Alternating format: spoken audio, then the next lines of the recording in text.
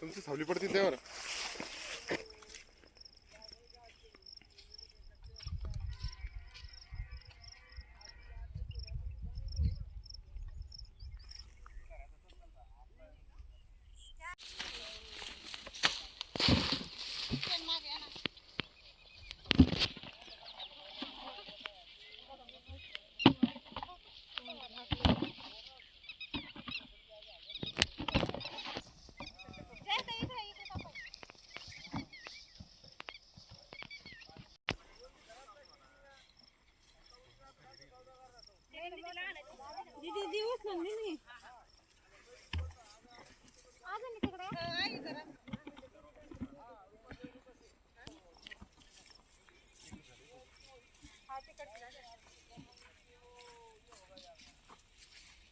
काय सांगाल, युद्धाचा फटका टरबूज शेतीवरती कसा बसत आहे सध्या?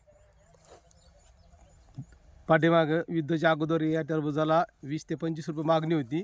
तर त्यावेळेस का 2 ते 3 दिवस टरबुजाला काढण्यास वेळ होता.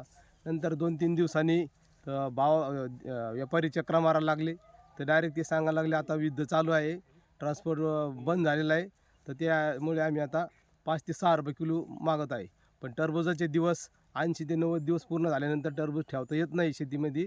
तो टरबूज द्यावाच लागतो. तर त्या टरबुजासाठी आता 6 ते 7 रुपये किलो आम्हाला व्यापाऱ्याला द्यावं लागलं. त्याच्यामधून जे पैसे आम्हाला 7 ते 8 लाख रुपये मिळणार होते, तर ते 2 ते 2.5 लाख रुपये मिळाले. फक्त शेतीला खर्चच वसूल होऊ राहिला आहे. मात्र रमजानच्या महिन्यामध्ये टरबूजाला मागणी असते, सध्या तशी नाही का?